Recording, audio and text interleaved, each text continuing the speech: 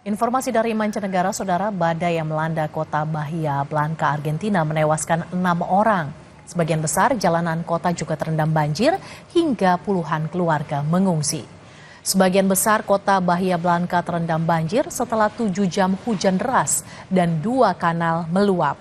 5 korban meninggal di jalanan umum dan seorang korban lainnya ditemukan tewas di pinggiran pantai. Pemerintah kota terpaksa menunda semua kegiatan, memutus aliran listrik sebagai tindakan pencegahan. Dan pemerintah juga meminta penduduk untuk tetap tinggal di dalam rumah. Hampir 1.000 orang dievakuasi dan dibawa ke pusat-pusat pengungsian yang ditunjuk.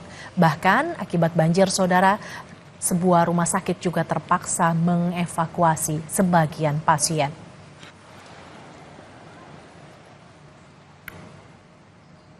Di Hari Perempuan Internasional, ribuan perempuan di Turki menggelar unjuk rasa. Mereka memprotes aksi kekerasan terhadap perempuan. Ribuan perempuan turun ke jalan di kota-kota Turki pada Sabtu waktu setempat. Di Istanbul, selain memperingati Hari Perempuan Internasional, warga dari berbagai kalangan usia ini memprotes ketidaksetaraan dan kekerasan terhadap perempuan.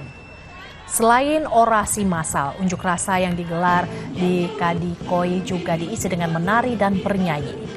Protes penuh warna tersebut diawasi oleh polisi dalam jumlah besar, termasuk petugas dan juga perlengkapan anti huru-hara dan truk meriam air. Pemerintah Presiden Recep Tayyip Erdogan telah mendeklarasikan tahun 2025 sebagai tahun keluarga. Para pengunjuk rasa menolak gagasan bahwa peran perempuan hanya terbatas pada pernikahan dan menjadi ibu.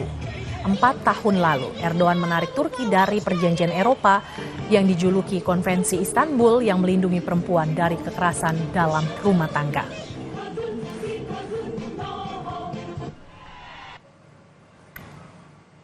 Saudara, keluarnya AS dari Perjanjian Iklim Paris dan mundur dari sejumlah komitmen transisi energi berdampak pada upaya transisi energi negara lain.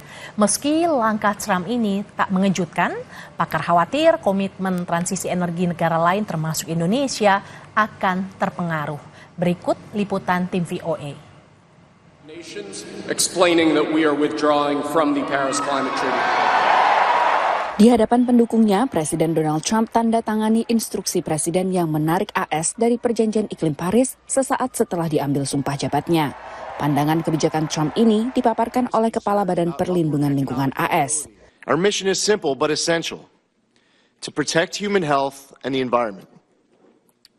We must do everything in our power to harness the greatness of American innovation with the greatness of American conservation and environmental stewardship. We must ensure we are protecting the environment while also protecting our economy. Trump juga menarik AS dari sejumlah komitmen upaya transisi energi negara lain, termasuk Kemitraan Transisi Energi yang Adil Indonesia atau JETP Indonesia, yang bertujuan untuk mempercepat transisi energi.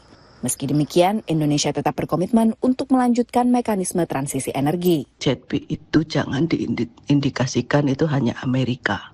JETP itu negaranya banyak, dan yang kemarin mendanai yang pertama ke Ijen itu memang dari Amerika. Lalu berikutnya kalau untuk yang di program JETP yang ada Energy Transition Mechanism itu lebih banyak Jepang. Kini, posisi kepemimpinan yang ditinggalkan AS diisi Jerman bersama Jepang. Germany has one of the largest project portfolios dedicated to Indonesia's energy transition and decided to deepen its involvement as co-lead in advancing the partnership's implementation. Gedung Putih tak merespons pertanyaan VOA terkait komitmen iklim Amerika maupun terkait JETP Indonesia usai mundur dari posisi kepemimpinan bersama. Sementara di dalam AS pada masa jabatan keduanya ini, Trump menandatangani instruksi presiden yang mendorong penggunaan kembali bahan bakar fosil, termasuk minyak dan juga batu bara. Salah satu slogan Trump adalah Drill Baby Drill, menyerukan kembali perusahaan minyak untuk mengebor lebih banyak minyak produksi dalam negeri. Meski jumlah investasi transisi energi AS tak besar, pakar menilai mundurnya Amerika dari posisi JETP berpotensi mempengaruhi sikap negara lain dalam memandang urgensi transisi energi. Tapi kalau berbicara global leadership dan juga global diplomasi, sebenarnya ini adalah sebuah kehilangan yang cukup besar ya. Karena tentunya para pemimpin-pemimpin negara tetap akan melihat global optics. Kalau negara besar tidak mau berkomitmen, bagaimana dengan kami? Keterbatasan cara pandang terhadap investasi iklim juga jadi hambatan untuk memajukan upaya ini.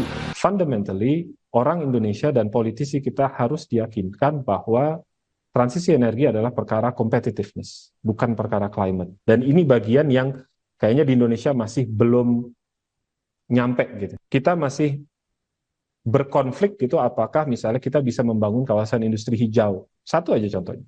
Kita tidak sadar bahwa kalau ada perusahaan misalnya Samsung, Hyundai dan sebagainya mau bangun pabrik, mereka minta green energy dan mereka nggak bisa dapat, mereka pindah ke Malaysia.